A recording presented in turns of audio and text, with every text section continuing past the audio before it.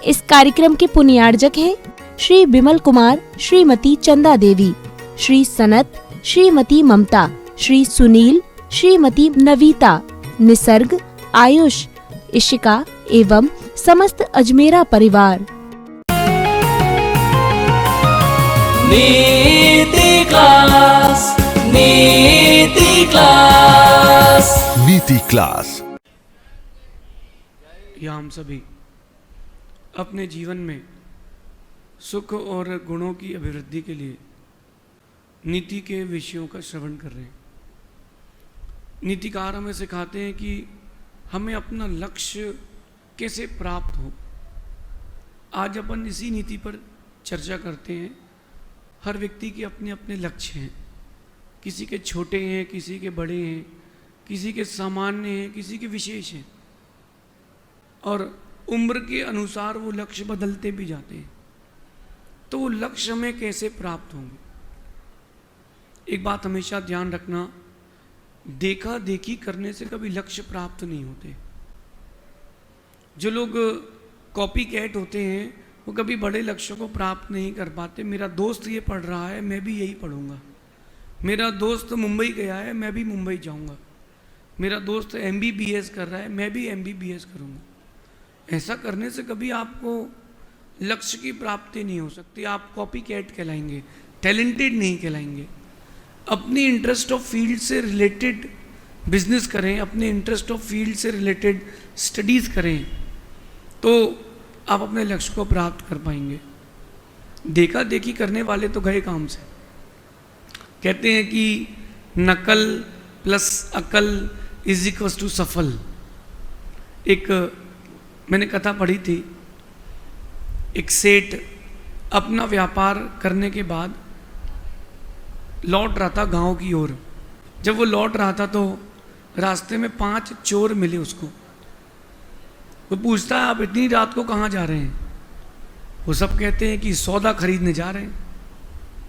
बोले, इतनी रात को सौदा कहाँ मिलेगा? इतनी रात को कौन देगा आपको माल और कौन लेगा माल? बोले, नहीं, हम लोगों का व्यापार तो रात को ही चलता है और इसमें पैसे देना नहीं पड़ते, मिलते ही हैं। वो सेठ सोचता है, यार अच्छा व्यापार है यार, देना कुछ नहीं है और मिलना ही है। बोले, आप बताओ फिर क्या करना है? बोले, साथ में हो लो। सेठ साथ में हो लिया। थोड़ा दूर पहुँच के कहता है कि मैं आपके व्यापार के बारे में कुछ नहीं जानता हूँ, तो कुछ तो बताइए।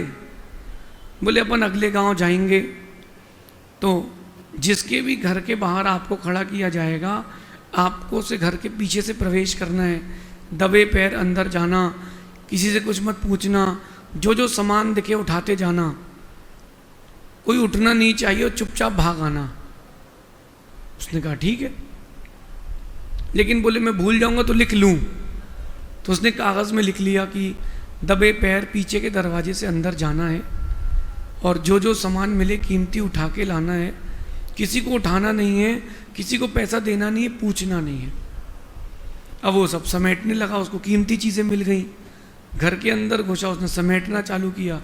इतने में एक बर्तन गिर गया और बर्तन गिरा तो बड़ी जोर की आवाज़ आई, और जब जोर की आवाज़ आई तो घर के लोग जाग गए और उसको पीटना चालू कर दिया। अब वो कहता, कागज़ में तो ये लिखा ही नहीं है, कागज़ में लिखा ही नहीं है कि आप हमको पीटोगे। देखो, उसने देखा देखी करके व्यापार किया। अगर वो अपनी अकल लगाता तो सफल हो जाता। आप लोग भी ऐसा ही करते हो। पड़ोसी की दुकान कपड़े की है, चल रही है, अपन भी कपड़े की खोलते हैं। पड़ोसी की दुकान हार्डवेयर की, अपन भी हार्डवेयर की खोलती, अच्छी चल रही है। आप देखा देखी करते हैं, इसलिए सफल नहीं होते। अपने इंटरेस्ट ऑफ फील्ड से रिलेटेड बिजनेस करें, जो आपके अंदर से आवाज़ आए उसको करें तो सफल होंगे। और मेरा मानना है कि जो आपकी हॉबी है उसको आप अपना बिजनेस बनाएंगे, अपना इंटरेस्ट ऑफ फील्ड को लेके आएंगे तो आप टॉप मोस्ट हो जाएंगे। सचिन तेंदुलकर को क्रिकेट खेलना उसकी हॉबी थी, उसने उसको प्रोफेशन बनाया, आज वो क्रिकेट की परिभाषा है। क्रिकेट की परिभाषा है। तरुण सागर जी महाराज थे, उनको कहने की बहुत आदत थी, बोलने की आदत थी, उन्होंने उसको प्रोफेशन बनाया। और वो जैन मुनियों के लिए एक आइकन बने। तो ये चीज़ आपको भी समझना है, आपका इंटरेस्ट ऑफ फील्ड क्या है, उससे रिलेटेड काम करना है। यूं ही कॉपी कैट बन के बैठोगे तो आप टैलेंटेड, अपने आप को टैलेंट सामने नहीं ला पाओगे, अपना टैलेंट, फिर सफल कैसे हो पाओ। आज की नीति इसी विषय पर कह रही है कि अपनी शक्ति को समेटकर हमें अपने लक्ष्य पर ध्यान देना चाहिए। कई बार उम्र भी उसके आड़े आ जाती है कि अभी तो मेरी एज इतनी हो गई, अब मैं क्या बिजनेस करूंगा। बिल्कुल मत सोचो कि उम्र क्या है, ये सोचो कि जोश कितना है। भीमराव अंबेडकर नाम सुना आपने? उन्होंने 32 बार पीएचडी करी। कितनी बार? आप लोगों में से कोई है जिसने एक बार भी की हो? उन्होंने 32 बार 32 टॉपिक्स पर 32 सब्जेक्ट्स पर पीएचडी करी। मैं आपसे अगर पूछता हूं तो आप 32 सब्जेक्ट नहीं गिना पाओगे जिन पर पीएचडी करने के लिए मैं कहूँ अगर 32 सब्जेक्ट्स ला दो तो भी मैं आपको मानता हूँ। उन्होंने 32 बार पीएचडी करी। कहाँ से कर ली? उम्र देखते तो लक्ष्य प्राप्त नहीं होता। उनका मन था कि मुझे पढ़ना है, तो उन्होंने चीज़ों को पढ़ा। इसलिए नीति कह रही है कि आप अपनी शक्ति को समेटकर हमेशा अपने लक्ष्य पर ध्यान दें। उम्र की चिंता ना करें, वह तो जाती रहेगी। वो तो उम्र तो जाती रहेगी। आज एक दिन और कम हो गया, अपन बैठे थे 7:20 पर, 7:25 हो गए, 5 मिनट और निकल गया। तो जो आपका लक्ष्य है उस पर ध्यान दें, ध्यान रखें। उम्र महत्वपूर्ण नहीं है, महत्वपूर्ण है आप अपने लक्ष्य के कितने पास हैं, आप अपने लक्ष्य के प्रति कितना डेडिकेटेड है। तब आपको जाकर के चीज़ें मिलेंगी, चाहे बिजनेसमैन हो चाहे स्टूडेंट हो। आज एक दौर चल रहा है अच्छी पढ़ाई का, गुड परसेंटेज का, लेकिन पढ़ाई तो अच्छी हो रही है, नॉलेज कितना हो रहा है? जो 75% वाले हैं वो दुनियादारी का भी ज्ञान रखते हैं, उठा पटक भी रखते हैं, खेलते कूदते भी हैं। अब वो जो बेचारे 99 वाले हैं, अब वो केवल पढ़ाई में रहे और एक नंबर कम आया या अच्छी सीट नहीं मिली, वहीं डिप्रेशन। चेंज करें, अपने आप को चेंज करें। कैसे? अपने लक्ष्य को निर्धारित करें, उम्र की चिंता ना करें। जब तक वो मिलेगा नहीं तब तक लगे रहेंगे। एक व्यक्ति ने 60 साल की उम्र में बिजनेस करने का सोचा और 10,000 रुपये उसका फर्स्ट इन्वेस्टमेंट। 10,000 रुपये में उसने बिजनेस खोला। शुरू के 6 महीने उसने बस इतना कमा लिया कि दिन निकल जाए, पेट भर के दिन निकल जाए। 6 महीने तक उसने यही किया। फिर देखा कि कस्टमर्स नहीं आ रहे, तो वो कस्टमर्स के पास गया, वो व्यापारी ग्राहक के पास गया। फिर धीरे धीरे उसका व्यापार चालू हुआ। एक दिन व्यापार ने जोर मारा। 6 महीने, साल भर, 1.5 साल बाद उसके व्यापार ने जोर मारा और एक व्यक्ति ने कहा कि मुझे आपकी फ्रेंचाइजी चाहिए। उसने कहा 25% प्रॉफिट का 25% और $1 उसने निश्चित कर लिया कि इतना $1 आपका मैं पर फ्रेंचाइजी लूँगा। उस व्यक्ति ने दे दिया, उसकी चल पड़ी। अब एक और व्यक्ति ने उसकी फ्रेंचाइजी ली, एक और व्यक्ति ने फ्रेंचाइजी ली। कैसा करते करते एट द एज ऑफ 70 उसकी 30,000 आउटलेट थे। 10 साल में 30,000 आउटलेट, और हर आउटलेट का 20% वो लेता था। लेकिन उसने अपना आउटलेट बंद नहीं किया। उसको पता था अगर कल के दिन ये मेट गए तो मेरे पास मेरा कुछ तो हो। देखो उसने उम्र की किस पड़ाव में व्यापार चालू किया और उम्र के किस पड़ाव में उसने व्यापार को सफलता की ऊंचाइयों तक छुआ। आप लोग होते तो क्या करते? अब तो भैया हाथ पैर नहीं चल रहे हैं, अब कुछ नहीं करेंगे। अगर किसी का धर्म करने का लक्ष्य है तो इस बात को वो धर्म करने पर लगाए। केवल ये पढ़ाई, व्यापार या आपके छोटे मोटे लक्ष्य तक ये बात सीमित नहीं है। आप खिलाड़ी हैं कि दर्शक? निर्णय करना, आपको ही आपका ऑप्शन दे रहा हूं। आप खिलाड़ी हैं कि दर्शक? अगर खिलाड़ी हैं तो दर्शकों की चिंता नहीं करेंगे, और दर्शक हैं तो आपको खिलाड़ी चाहिए। ध्यान रखना, हमेशा अपना सर्वश्रेष्ठ प्रदर्शन करें, हमेशा अपना सर्वश्रेष्ठ प्रदर्शन करें, दर्शकों की चिंता ना करें। दिखावा करने वाले दर्शकों की चिंता करते हैं। अपन तो खिलाड़ी हैं, अपन खेल खेलेंगे। आप जितना अच्छा खेल दिखाएंगे दर्शक उतनी जल्दी आएंगे। आप यहाँ पर केकड़ी में सेल लगा दो, 1+1, 1+2 फ्री, 1+4 फ्री, लोग आएंगे, आपके पास आएंगे, चल के आएंगे। आप सस्ता दोगे तो मार्केट कितनी बड़ा हो वो व्यक्ति आपसे लेने आएगा। क्वालिटी आपके पास होना चाहिए प्रेजेंटेशन की। अब लक्ष्य आपका है और उसको प्राप्त भी आपको करना है, तो क्या करें? जो आपका एम है, आपका गोल है, आपका लक्ष्य है, उसके रास्ते खोजें। उसके लिए सही रास्ता क्या है, उसमें ही व्यस्त रहें। आज भारत की युवा पीढ़ी कहीं ना कहीं भटक रही है। वो या तो फोन्स में वीडियो गेम में जा रही है या फोन्स में रील्स में जा रही है, तो वो अपने लक्ष्य को प्राप्त नहीं कर पा रही। क्यों नहीं कर पा रही? वो समय का दुरुपयोग चल रहा है।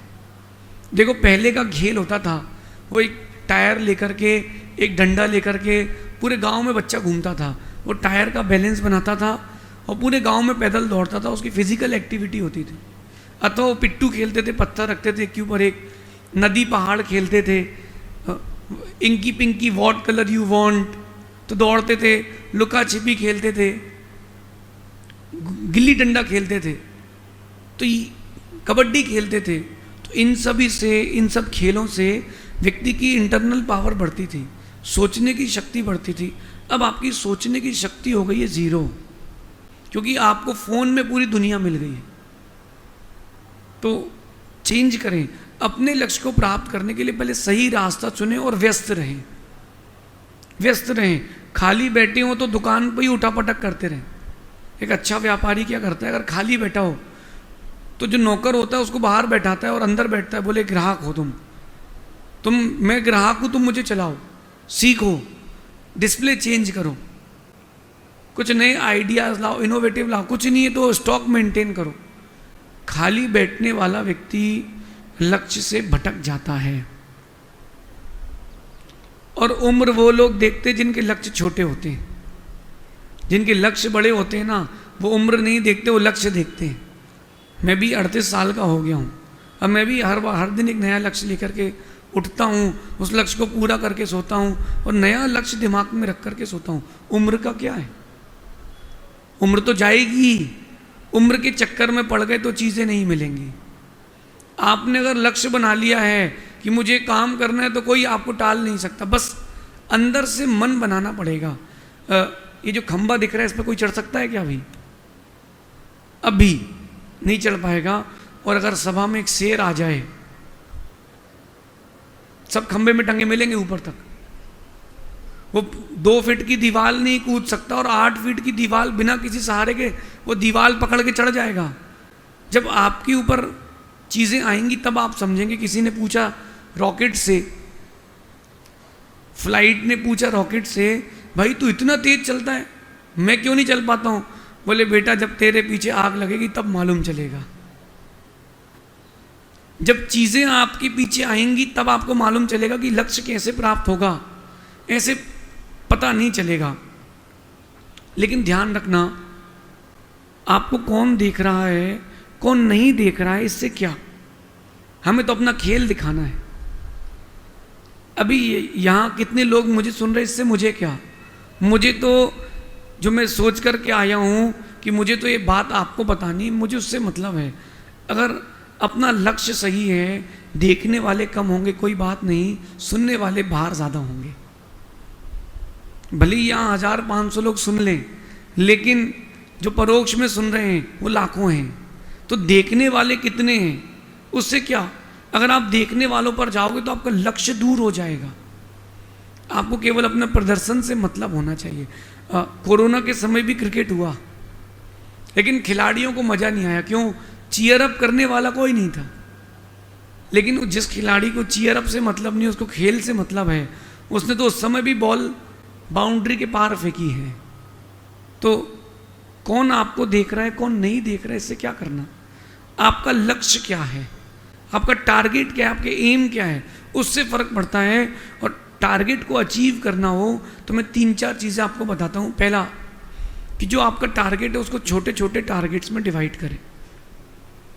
जैसे मुझे माना कि 1 घंटे बोलना है, तो मैं 10-10 मिनट के 6 स्लॉट रखूंगा कि 10 मिनट ये बोलना है, 10 मिनट ये बोलना है, तो मेरा वक्तव्य पूरा होगा। आप अगर व्यापार कर रहे हैं, आपको 1 लाख रुपए पर डे की इनकम करना है, तो आपको टारगेट डिसाइड्स करना पड़ेंगे, हर घंटे मुझे इतना कमाना है। आप स्टडीज़ कर रहे हैं तो आपको इतने दिनों में इतना एग्ज़ाम, इतना पेपर, इतना लेसन्स ये करना ही है। या आपको टारगेट, बड़े टारगेट्स को छोटे छोटे टारगेट्स में डिवाइड करना पड़ेगा। दूसरी बात है, अपनी शक्ति को एकाग्र करना पड़ेगा। जो आपकी शक्ति बिखरी है उसको समेटना पड़ेगा। आपसे कोई बोले अगर दादाजी की बाहर तक दौड़ के जाना है तो नहीं हो पाएगा, और अगर गली में कोई जानवर पीछे दौड़ लगा दे तो आप तेज गति में भाग जाओगे, क्योंकि उस समय आपने शक्ति को समेट लिया है। अपनी पूरी शक्ति को समेटेंगे तो टारगेट आपका अचीव होगा।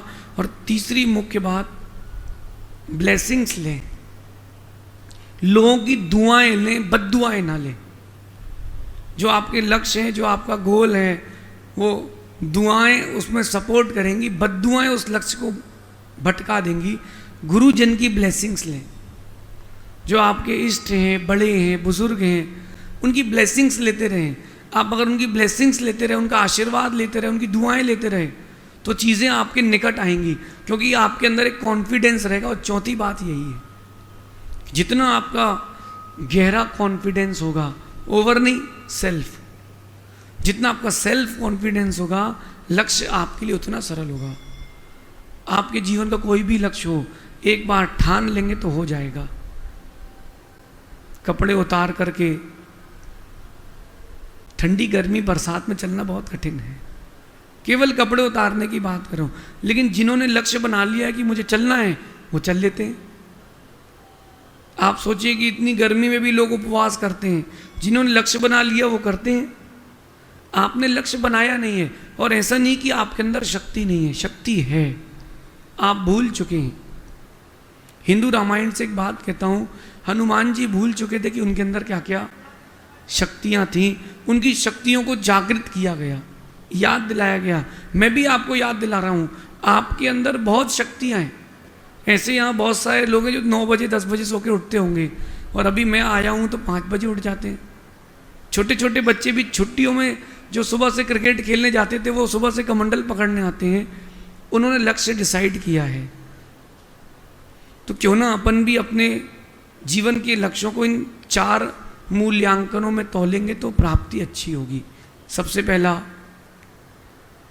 जो है, टारगेट्स को छोटे छोटे में डिवाइड करें, अपनी शक्ति को एकाग्र करें। तीसरी और इम्पॉर्टेंट बात, ब्लेसिंग्स, गुरुजन की ब्लेसिंग्स लें, अपने बड़ों की, अपने पूज्यों की, इष्ट पुरुषों की ब्लेसिंग्स लें, और 100% कॉन्फिडेंस से काम करें, चीज़ें मिलेंगी। रिलायंस का एक कंपनी में एग्ज़ाम था, और एक बच्चा वहाँ था, लास्ट राउंड था, कैट की जो टॉपर लड़की थी वो सामने थी। सर ने पूछा, what is your favourite game? लड़के ने कहा क्रिकेट।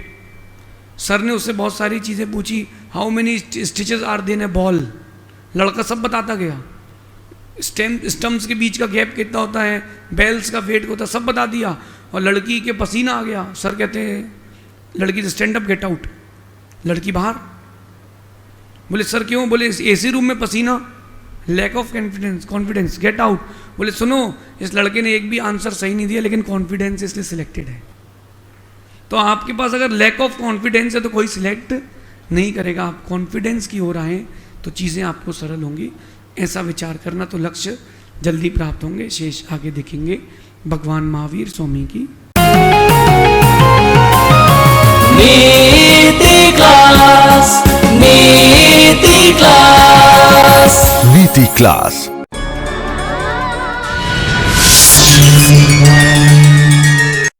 राष्ट्रीय राजधानी दिल्ली से 144 किलोमीटर की दूरी पर राष्ट्रीय राजमार्ग 9 पर मुरादाबाद शहर में